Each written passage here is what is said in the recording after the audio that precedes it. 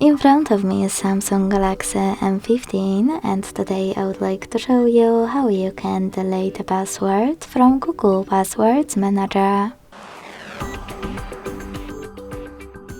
Begin by opening Settings and scrolling down to access Google.